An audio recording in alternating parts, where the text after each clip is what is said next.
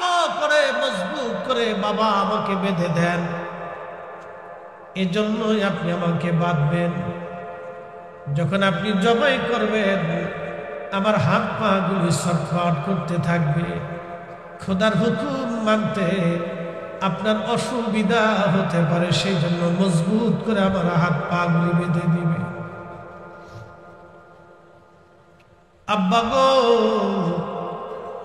আমারে উপর করে শোয়াইবেন, কারণ আমার চেহারার দিকে তাকাইলে আপনার মায়া লাগতে পারে। কুরবানি কি ভালো করে বুঝে যান। ভেবেছি শুধু গরু একটা মস্ত বড় নাম ধরে 5 লাখ টাকার গরু ফেলাই দিলেই কুরবানি হয়ে যায়।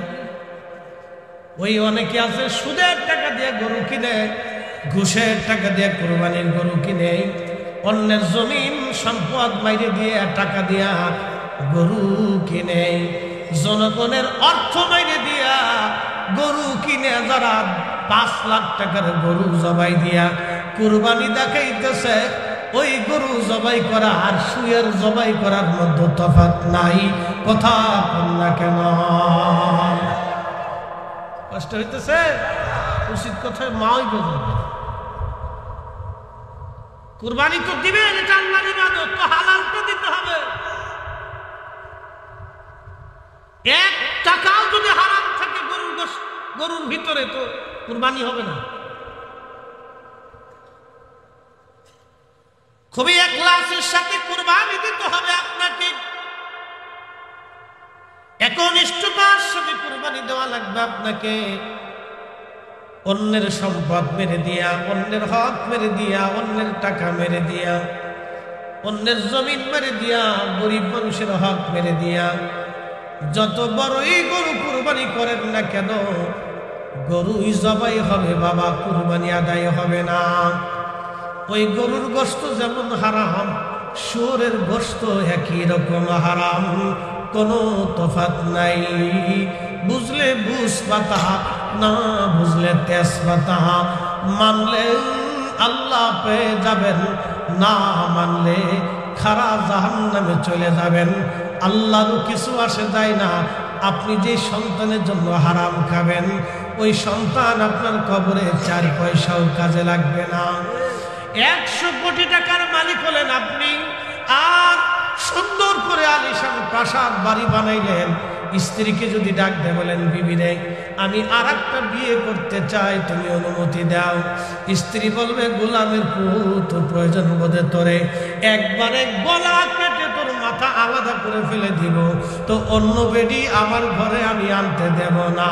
যে স্ত্রীর জন্য সুদার ঘুষ খাইলেন, সেই স্ত্রীর দুনিয়ায় আর এক বউ মানে না। হাসরের ময়দানে ওই বিবি দিয়ে 4 পয়সাও কাজে লাগবে না।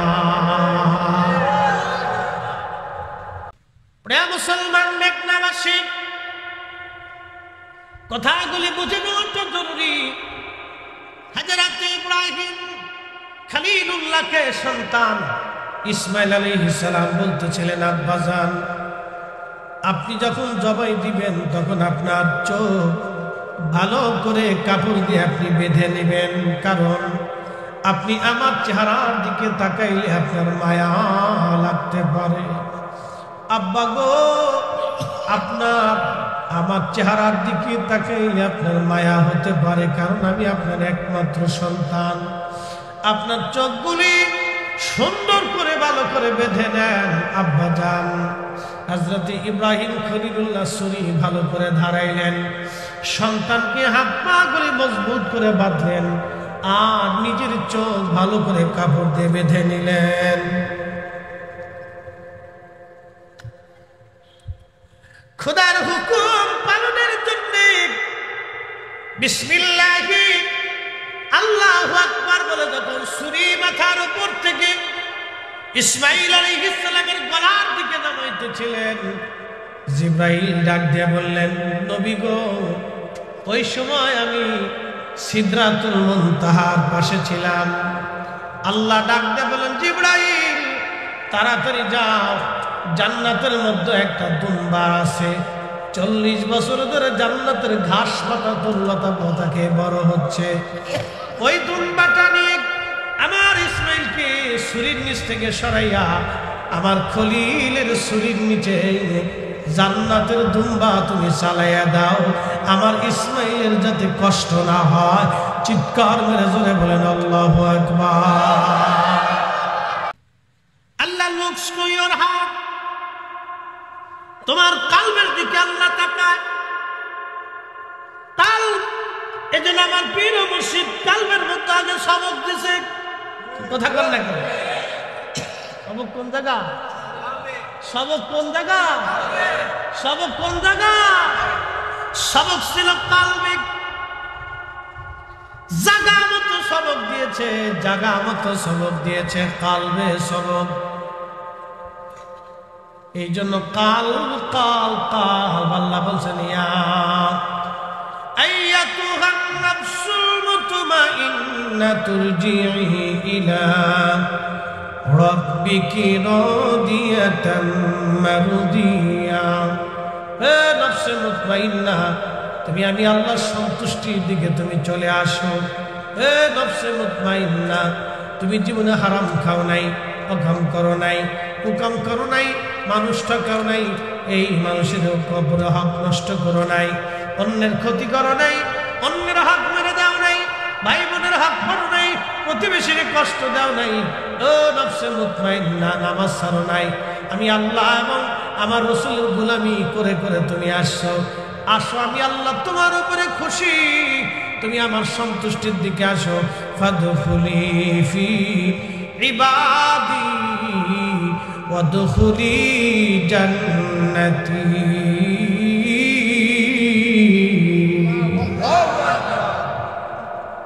তুমি আমি আল্লাহর সন্তুষ্টির দিকে আসো, আমার জান্নাতে চলে আসো, আমার জান্নাতে চলে আসো। এজন্য ওলিদের ইন্তেকালের পরে তাদের কবর রওজা হয়ে যায়। আল্লাহু আকবার। ওলিদের ইন্তেকালের পরে কবর কি হয়? রওজা হয়ে যায়, জান্নাতের বাগান হয়ে যায়। আল কবরু রওজাতুম মিন রিয়াজিল জান্নাহ। আমার দেশে একদল আছে বুকে হাত বেঁধে নামাজ পড়ে, ওরা বলে যে নবীর কবরকে কবর বলতে হবে, রওজা বলা হারাম। যারা নবীর কবরকে রওজা বলতে চায় না, ওরাই বর্তমান ইহুদিদের দালাল। সন্দেহ নাই। সচ্চে মুসলমান ওরা, নামে মুসলমান। ইমানদারের ইমান নিয়ে করছে যারা খেলা, ওরাই তো আসলে এজিদেরই চেলা। দাড়ি টুপি পাগড়ি আছে দেখতে মাওলানা, ভিতরে নাই নবী প্রেম ইয়াজিদে ভরা।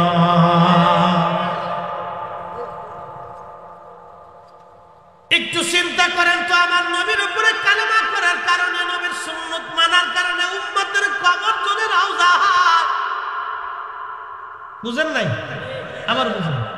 নবী মানার কারণে উম্মতের কবর যদি রওজা হয়, যারে মানলে উম্মতের কবর রওজা হয়, যারে ভালোবাসলে উম্মতের কবর রওজা হয়, যারে খুশি করলে আখিরাতে উম্মতের নাজাত হয়, যারে রাজি করলে উম্মতের কবর জান্নাতের বাগান হয়, যারে ভালোবাসলে উম্মতের কবর জান্নাতের বাগান হয়। তার কবর বলে রওজা না। এই কথা যারা বলবে তারা কোরআন বিদ্বেষী কথা বললো, আল্লাহর কালামের বিপরীত কথা বলার কারণে ওরা আর মুসলমানের জায়গা নাই, ওটা ইহুদির দালাল হয়ে গেছে। ইসরায়েলের দালাল, ইসরায়েলের। ও মুসলমান শুনে রাখেন, দাজ্জালের কাতারে কিন্তু মুসলমান সৈন্যরাও থাকবে। এটা মনে হয় জানেন না। দাজ্জালের প্রথম ফ্রন্টে থাকবে ৭০,০০০ ইহুদি, এরপরে ফ্রন্টে থাকবে মুসলমানরা। একদল নামধারী মুসলমানরা দাজ্জালের পক্ষ নিবে, আর সর্বপ্রথম দাজ্জালের পক্ষ নেবে ইহুদিরা। ৭০,০০০ ইহুদি দাজ্জালের প্রথম ফ্রন্টের সৈনিক থাকবে, এরপরেই মুসলমানরা থাকবে দাজ্জালের দ্বিতীয় ফ্রন্টের সৈনিক। এই দাজ্জালের পক্ষে তারা লড়াই করবে, আর ইমাম মাহদীর পক্ষে লড়াই যারা করবে তারা হবে অরিজিনাল মুসলমান, তারা খাঁটি মুসলমান, তারা অরিজিনাল মুসলমান। একবার জোরে বলা যাবে কি মারহাবা। প্রিয় মেঘনাবাসী, জিবরাইল ডাক দেবে, হুজুর জান্নাতের ভিতর থেকে, সিদরাতুল মুনতাহা থেকে, জান্নাতের ভিতর থেকে দুম্বা নিয়ে দুনিয়ার বিনা প্রান্তরে ইব্রাহিম খলিলুল্লাহ ছুরি ইসমাইলের গলার আগে পড়ার আগে আল্লাহর জবিহুল্লাহ ইসমাইলকে সরাইয়া আমি খোদার খলিলের ছুরির নিচে দুম্বাখানা চালায় দিলাম। জোরে বলবেন কি সুবহানাল্লাহ। সিদরাতুল মুনতাহা থেকে জান্নাত হয়ে মিনা প্রান্তরে জিবরাইলের আসতে ছুরি পড়তে পড়তে কত ঘন্টা লাগে ছুরি পড়তে? বিসমিল্লাহি আল্লাহু আকবার। ছুরি উপর থেকে ইসমাঈল আলাইহিস সালাতু সালামের গলা পর্যন্ত যাইতে যত সময়ের দরকার, এই সময় সিদরাতুল মুনতাহা থেকে জান্নাতে দুম্বা নিয়ে মিনা প্রান্তরে জিবরাইলের আসতে সময় লাগলো মাত্র 1 সেকেন্ড। 600 পাখার একটা পাখা ব্যবহার করলো, বাকি 599 পাখা ব্যবহার করা লাগে নাই জিবরাইল আলাইহিস সালামের। তাহলে সেই জিবরাইল কত বড়, সেই জিবরাইল কত বড় হতে পারে, তার আকৃতি কত বড়, আল্লাহ তার কত শক্তিমান বানাইলেন। জিবরাইলের যদি এত ক্ষমতা হয়, তাহলে যিনি বানাইলেন সেই মালিক আমার আল্লাহর ক্ষমতা কত হতে পারে। আর সেই মালিকের হাবিব বন্ধুদের রহমতের নবীর ক্ষমতা কত হতে পারে। আমার নবীর ক্ষমতা নিয়ে, আমার নবীর মুজিজা নিয়ে যারা প্রশ্ন তুলে, নবীর ক্ষমতাকে যারা ছোট করে দেখে, এই বলে আব্দুল ওহাব মসজিদ 5 গুলা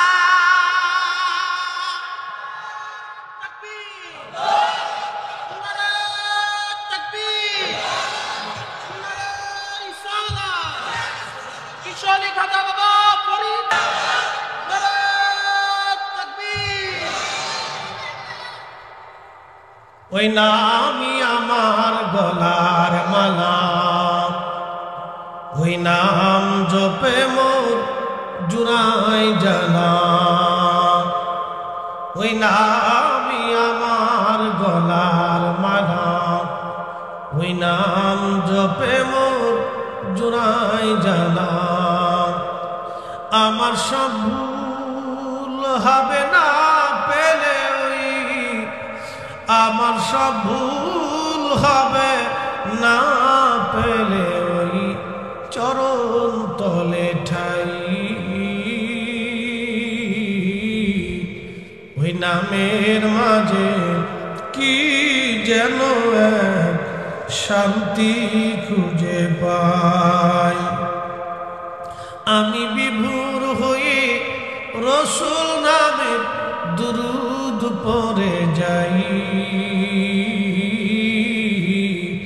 ওই নামের মাঝে কি যেন এক শান্তি খুঁজে পাই, ওই নামের মাঝে কি যেন এক শান্তি খুঁজে পাই।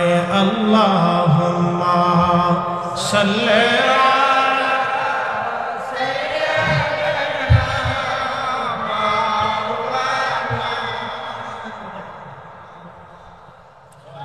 আলা আলি সাইয়্যিদিনা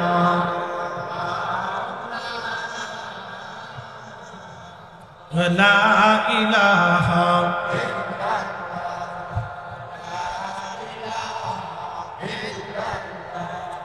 লা ইলাহা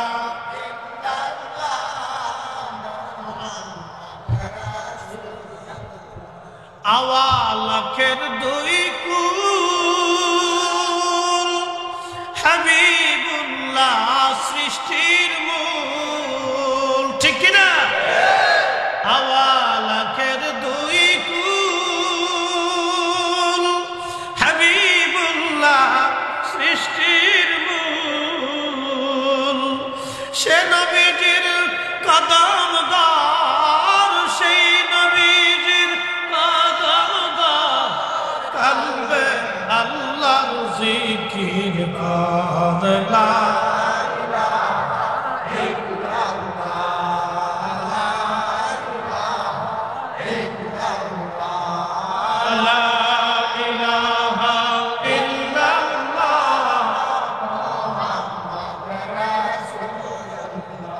সাল্লাল্লাহু আলাইহি ওয়াসাল্লাম।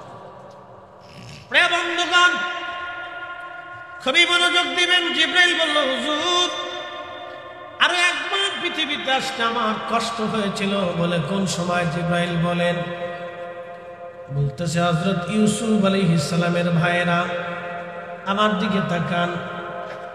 সম্পদের কারণে আর সম্পদের কারণে, ক্ষমতার কারণে মানুষ মানুষের শত্রু হয়ে যায়, আপন ভাই ভাইয়ের শত্রু হয়ে যায়, বলে কিছু নেবেন না। হযরত ইউসুফের ভাইরা ইউসুফ আলাইহিস সালামের শত্রু হয়ে গেল। ইউসুফ আলাইহিস সালামের ভাই হযরত ইউসুফের ভাইরা ইউসুফকে নিয়ে গেলেন। বাবার কাছ থেকে নিয়ে রওনা হয়ে জঙ্গলের মধ্যে যাইয়া হযরত ইউসুফ আলাইহিস সালামের গায়ের জামা খুলে ইউসুফের হাত পা গুলি বেঁধে ফেললেন। বেঁধে ফেলে দিয়ে কুয়ার পাশে নিয়ে হযরত ইউসুফ আলাইহিস সালামকে কুয়ার মধ্যে ফেলে দিবেন। ইউসুফের ভাইরা ইউসুফকে ফেলে দিবে কুয়ার মধ্যে। ইউসুফ আলাইহিস সালামকে ইউসুফের ভাইরা কুয়ার মধ্যে ফেলে দিবে। সমস্ত ভাইরা একত্রিত হয়ে গেল ইউসুফ আলাইহিস সালামকে কুয়ার মধ্যে ফেলে দেওয়ার জন্য। একটু জোরে বলি আল্লাহুম্মা সাল্লি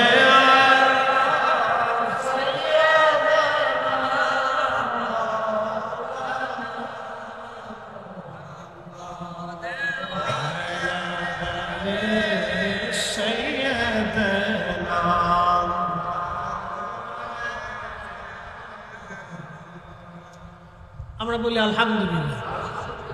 চেয়ারম্যান সাহেব অসুস্থ শরীর নিয়েও আসছে, শুকরিয়া আল্লাহর দরবারে। আমরা দোয়া করি আল্লাহ ওনাকে যেন সুস্থতার সাথে আরো দীর্ঘ হায়াত দিয়ে বলি। তো মূল আলোচনা আমরা বেশি দীর্ঘায়িত করব না, তো মনোযোগ দেন। ইউসুফ আলাইহিস সালামের ভাইরা ইউসুফের শত্রু হয়ে গেল। পিছনে কারণ কি? ইউসুফ আলাইহিস সালামের আব্বা ছিলেন ইয়াকুব আলাইহিস সালাম। ইয়াকুব আলাইহিস সালামের বাবা ছিলেন ইসহাক আলাইহিস সালাম। ইসহাক আলাইহিস সালামের বাবা ছিলেন ইব্রাহিম আলাইহিস সালাম। মনোযোগ দিন। ইব্রাহিমের সন্তান হযরতে ইসহাক, হযরতে খলিলুল্লাহর সন্তান হযরতে ইসহাক আলাইহিস সালাম। ইসহাক আলাইহিস সালামের ছেলে ইয়াকুব আলাইহিস সালাম। ইয়াকুব আলাইহিস সালামের ছেলের নাম ইউসুফ। হযরত ইউসুফ আলাইহিস সালামকে ইয়াকুব আলাইহিস সালাম ভালোবাসতেন বেশি। উনি ছোট ছিলেন, দেখতে খুবই সুন্দর ছিলেন। আল্লাহ তারে এত সুন্দর করে বানিয়েছিলেন। আর হযরত ইউসুফ আলাইহিস সালামের মা অনেক সুন্দর ছিলেন। আর বেশি সুন্দর ছিলেন ইউসুফ আলাইহিস সালামের দাদা হযরত ইসহাক আলাইহিস সালাম। ইসহাক আলাইহিস সালামের মা হযরত সারা। হযরত সারার সন্তান ইসহাক। আর হযরত সারা ছিলেন এত সুন্দর নারী জাতির মধ্যে। হযরত সারার মতো এত সুন্দর নারী দুনিয়াতে কোনো মা জন্ম দিতে পারে নাই। জোরে বলবেন কি সুবহানাল্লাহ। রক্তের একটা তাসির আছে, বলে দিয়ে যাচ্ছে। ওই যে দেখবেন কিছু লোক আলেম হয়েছে কিন্তু রাসূলের সাথে বিয়াদবি করে। শানে রিসালাতকে ছোট করে দেখেন কিন্তু মাদ্রাসায় পড়ছে। এগুলো জন্মের ভেজাল আছে। মন খারাপ করেন না, আমি একবারে ডাইরেক্ট অ্যাকশন মেরে দিয়েছি।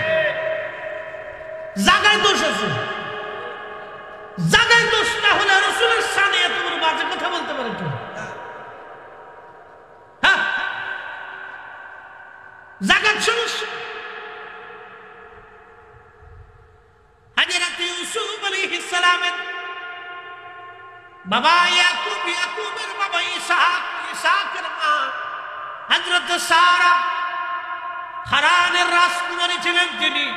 পৃথিবীতে কোনো মা এত সুন্দরী নারী আর জন্ম দিতে পারে নাই। এই জন্য ফিলিস্তিনিদেরকে দেখবেন, ওরা অনেক সুন্দর। ফিলিস্তিনিদেরকে আল্লাহ প্রাকৃতিকভাবে সুন্দর বানিয়েছে। ফিলিস্তিনের বাচ্চাদেরকে দেখবেন একবার পুতুলের মতো দেখা যায়, খুব সুন্দর, ক্ষুধার্ত, না খেয়ে নিয়েছে, তারপর আল্লাহ সৌন্দর্য দিয়ে দেখছে। যুদ্ধ বিগ্রহ, ঘর নাই, বাড়ি নাই, বোন নাই, তারপরে সুন্দর। আল্লাহু আকবার, এটা আল্লাহর দয়া। রক্তের তাসির আছে, ব্লাড কানেকশনটা খুব মজবুত। দেখবেন জন্মগত ভাবে বংশীয় সন্তান যারা, এরা চুরি করে না। কথা বললেন, যারা বংশীয়, বংশ বুঝছেন, বাপ দাদারা খুব শরীফ ছিল, খুব ভদ্র ছিল, আবেগ ছিল, তাদের সন্তানরা চোর ডাকাত হয় না।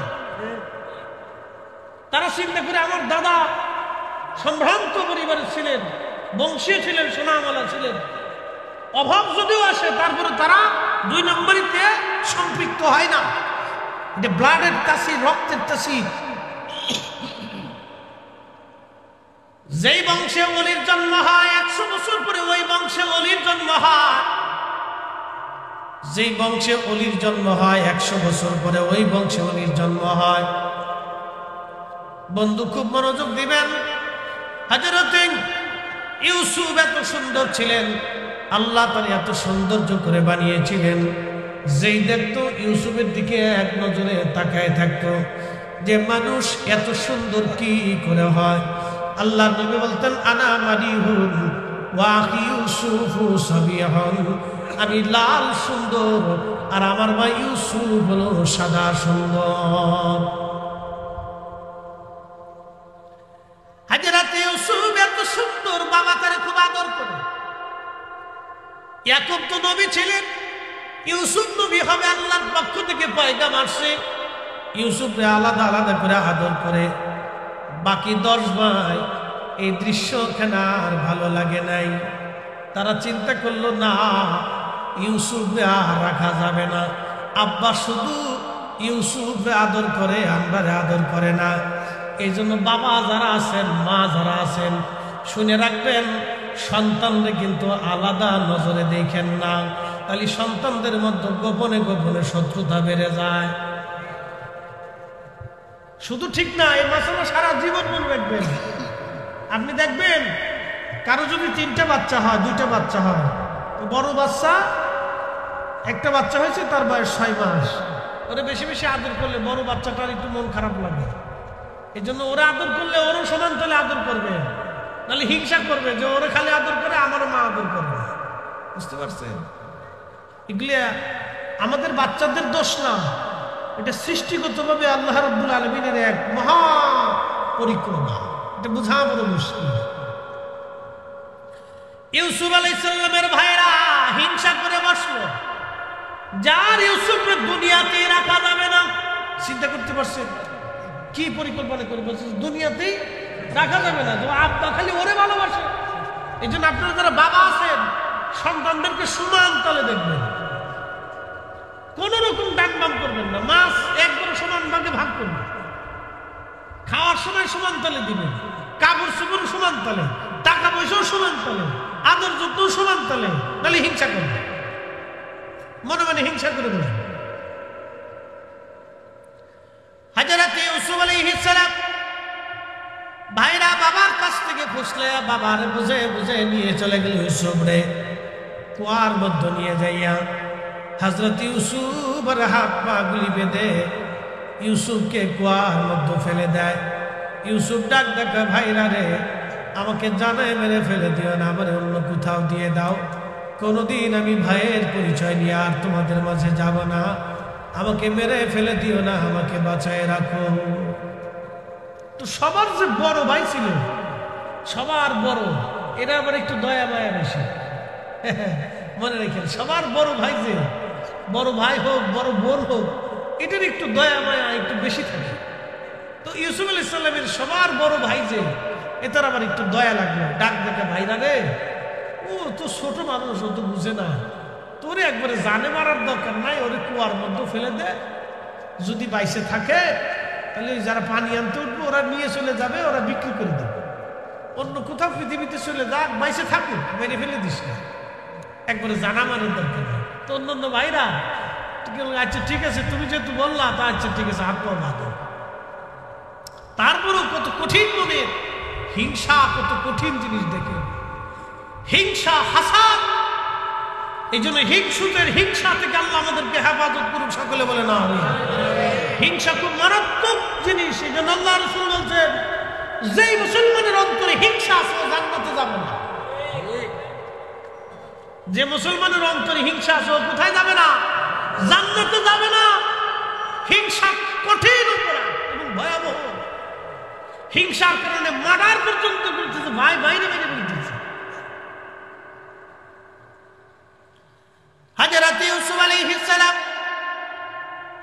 ইউসুফ আলাইহিস সালাম তার ভাইয়েরা হাত পা গুলি বেঁধে নিয়ে কুয়ার মধ্যে যখন ফেলে দেয়, গভীর কুয়া, জিব্রাইলকে আল্লাহ ডাকতে বলেন, জিব্রাইল তাড়াতাড়ি যাও, আমার ইউসুফকে কুয়ার মধ্যে নিচের পাথরের ভিতরে এমন ভাবে বসায় দাও, আমার ইউসুফের যেন কোনো কষ্ট না হয়। একবার জোরে বলা যাবে কি আল্লাহু আকবার। তুখরিজুল হাইয়া মিনাল মাইতি ওয়া তুখরিজুল মাইতা মিনাল হাই। আল্লাহ বলেন, জিন্দা থেকে মরা, মরা থেকে জিন্দা আমি আল্লাহ বের করি। বলেন, ইজ্জত আর হায়াতের মালিক কে? তুইজ্জু মান তাশা ওয়া তুযিল্লু মান তাশা।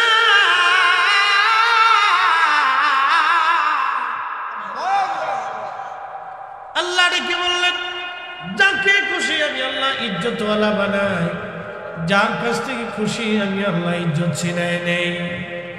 আহা, হযরত ইউসুফ আলাইহিস সালামকে জিবরাইল বলল, হুজুর, ওই সময় আমি দ্রুত গতিতে আসমান জগৎ থেকে এসে ইউসুফ আলাইহিস সালামের কুয়ার ভিতরে যে ইউসুফকে আস্তে করে ধরে নিয়ে কুয়ার নিচে আমি আস্তে করে পাথরের মধ্যে ইউসুফকে বসায় দিলাম, যাতে হযরত ইউসুফের কোনো কষ্ট না হয়। বলেন, ইজ্জতের মালিক কে? হায়াতের মালিক কে? মৃত্যুর মালিক কে? হায়াত শেষ হয়ে গেলে পৃথিবীতে 1 সেকেন্ড বাঁচার সুযোগ নাই। হায়াত থাকলে পৃথিবীর সমস্ত শক্তি মিলে তাকে মারার ক্ষমতা নাই। কথা বলেন ঠিক না বেটে? হযরত ইউসুফ আলাইহিস সালামের এই সময় হযরত জিবরাইল বলেন, এই সময় আমার বড় কষ্ট হয়েছিল, কিন্তু আমি দ্রুত গতিতে এসে ইউসুফকে কুয়ার নিচ থেকে টেনে ধরে আস্তে করে কুয়ার নিচে আমি বসাই দিলাম। কি বুঝলেন আপনারা? জিবরাইল আলাইহিস সালাম সেই ফেরেশতা, আজরাইল, মিকাইল, ইসরাফিল, কোটি কোটি ফেরেশতারা আল্লাহর দরবারের সামনে দাঁড়ায় গেল। আজ আগামত চলে আসছি, আল্লাহর আদালতে দাঁড়ায় গেল। দাঁড়ায় যায় তারা আল্লাহর সামনে দাঁড়ায় গেল। আল্লাহ বলেন, ইন্নী জাইলুন ফিল আরদি খলিফা। ও জিবরাইল, মিকাইল, ইসরাফিল, আজরাইল, মালিকরা, কিরামান কাতিবিন, মুনকার নাকির, সমগ্র ফেরেশতারা তোমরা শোনো, আমি পৃথিবীতে খলিফা পাঠাবো, আমি আল্লাহর প্রতিনিধি। এই খলিফা পৃথিবীতে পাঠাবো। ফেরেশতারা ডাক দিল, ক্বালু আতাজআলু ফীহা মান ইউফসিদু ফীহা ওয়া ইয়াসফিকু দিমা।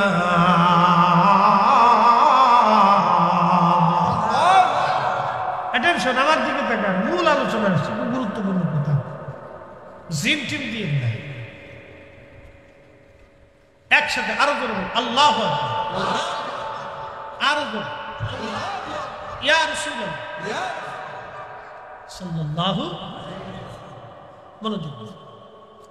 অনেকে যে অভ্যাস সারাদিন পরিশ্রম করলে এসব একটু তন্দ্রা দুর্বলতা এসে যায়।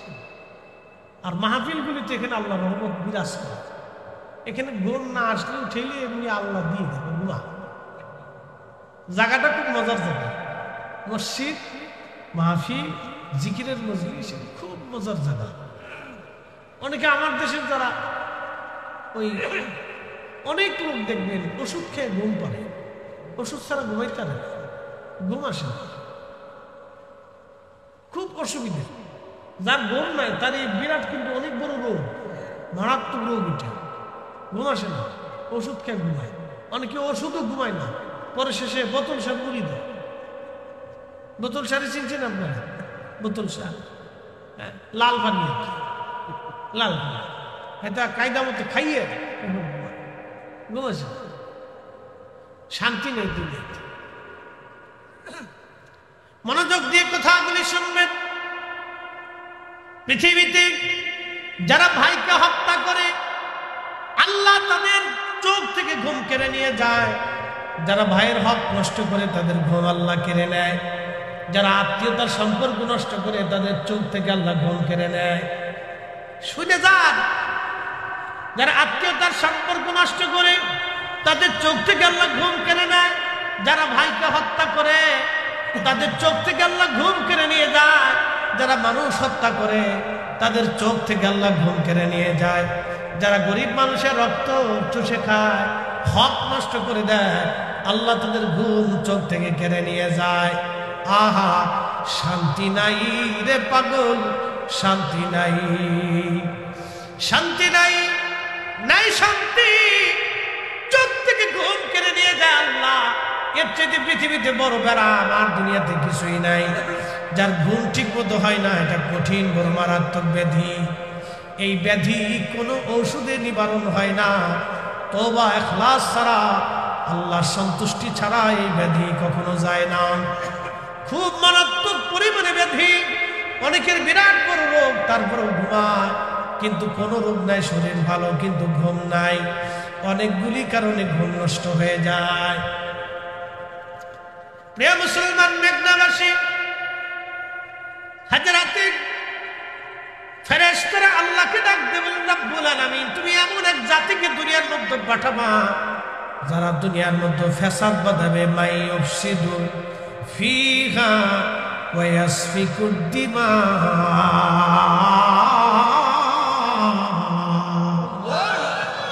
ওরে মানুষ বানাইছে আল্লাহ প্রেমের কারণে, মানুষ বানাইছে আল্লাহ প্রেমের কারণে। প্রেমের ডরি বান্দরে মুর্শিদের সনে, হায় রে প্রেমের ডরি বান্দরে মদিনার। আল্লাহ বানাইলেন কত জাতি,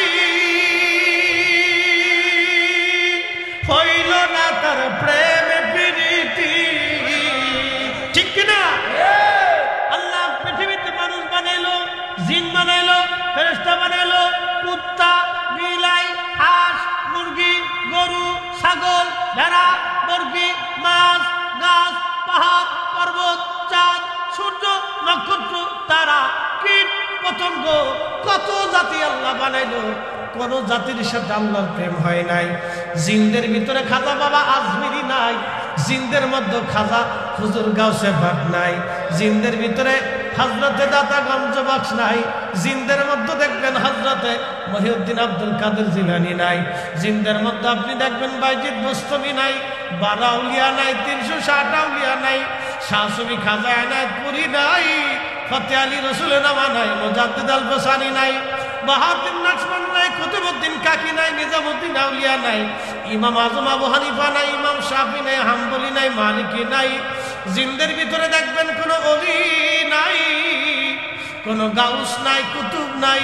জিনদের সাথে আল্লাহর প্রেম হয় নাই, প্রেম হয়েছে আল্লাহর সাথে মানব জাতির।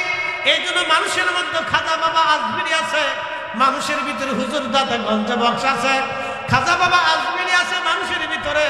এমন প্রেম আল্লাহর সাথে করলেন, বিরাট বড় আনা সাগরের পানি একটা লোটার ভিতরে নিয়ে আসলেন। না আরো জোরে বলেন, না আরো জোরে বলেন। জিন মানব জাতির সঙ্গে আল্লাহ প্রেম করলেন হযরত শাহজালাল ইয়ামানি মুজাদ্দিদি রাহমাতুল্লাহ আলাইহি নিজের জায়নামাজ সুরমা নদীর মধ্যে বিছাই দিলেন। বিছাই শুধু দিলেন না, নদী পার হয়ে চলে আসলেন। পানি তারে ডুবায় না, পাথর তারে কষ্ট দেয় না, আগুন তারে পোড়ায় না। আল্লাহ বানাইলেন কত জাতি, হইল না তার প্রেম প্রীতি। অবশেষে মানুষ বানায়, অবশেষে মানুষ বানায় প্রেমের কারণে। প্রেমের ডোরি বান্দরে আইরে, প্রেমের ডোরি বান্দরে মানুষ বানাইছে আল্লাহ প্রেমের কারণে। মানুষ বানাইছে আল্লাহ প্রেমের কারণে। প্রেমের ডোরি বান্দরে মুর্শিদের শনে। বুঝতে অসুবিধা? একসাথে বলেন আল্লাহু আকবার। আমাদের প্রেম হবে কার সাথে? ধরে বলেন কার সাথে? নামাজ ছেড়ে দিয়ে, রোজা বাদ দিয়ে, সুদ ঘুষ খাইয়ে, অন্যের মাথায় বাড়ি দিয়ে, আইলুল্লাহ ছেড়ে দিয়ে, সব কিছু বাদ দিয়ে আল্লাহর হুকুম মোতাবেক চলিয়া, আল্লাহর ওলিদের রাস্তা মানিয়া, নিশির শেষ ভাগে জাগিয়ে আল্লাহর ডাক দিয়া, লক্ষ লক্ষ মুরিদ হুজুরের দরবারে ঘুমায় পড়ার পরে আল্লাহর ওলি রাত ৩টার সময় ঘন্টার মধ্যে বাড়ি দিয়া ঘুম থেকে জাগায়া, ওরে উঠো উঠো জাকেরানো, ঘুমে কেনে হচ্ছে তো। আরে উঠো উঠো জাকেরানো, ঘুমে কেনে রহমত যায়নি বই, খুলে দেখো দু নয়ন। রহমত যায়নি, আহা, খুলে দেখো দু নয়ন। উঠো উঠো জাকেরানো, ঘুমে কেনে হচ্ছে তো। রাত ৩টার সময় আল্লাহর সাথে প্রেম করতে মুরিদকে বসাই দিছে। কথা কন না কেন? আহা, আল্লাহর সাথে প্রেম কেমনে করতে হয়? রাত ৩টার সময় আল্লাহর ওলি বসাই দিলেন। আহা, রাত ৩টার সময় জিকিরে ফিকিরে বান্দার সাথে আল্লাহর প্রেম শুরু হয়ে গেল। আল্লাহর প্রেম শুরু হলো। আল্লাহর ফেরেশতারা ডাক দিয়ে বলেন, আল্লাহ তুমি এমন জাতি দুনিয়াতে বানাইবা যারা দুনিয়ার মধ্যে মারামারি করবে, ফেসাদ বাঁধাবে, অশান্তি বিশৃঙ্খলা বাঁধাবে, ঝগড়া ফাসাদ বাঁধাবে। আল্লাহ তুমি কি এমন জাতি দুনিয়ার মধ্যে পাঠাইবা? আচ্ছা, আপনাদেরকে আজকে একটা তথ্য দিয়ে যাই।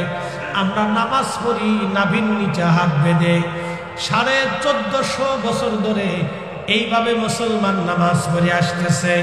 1450 বছরে আমার নামাজে কেউ ভুল ধরে নাই। মনোযোগ দিবেন। 8 রাকাত তারাবি না, 20 রাকাত তারাবি 1450 বছর ধরে মুসলমান পড়ে আসতেছে। আমার তারাবির নামাজ আজও পর্যন্ত কেউ কমায় নাই।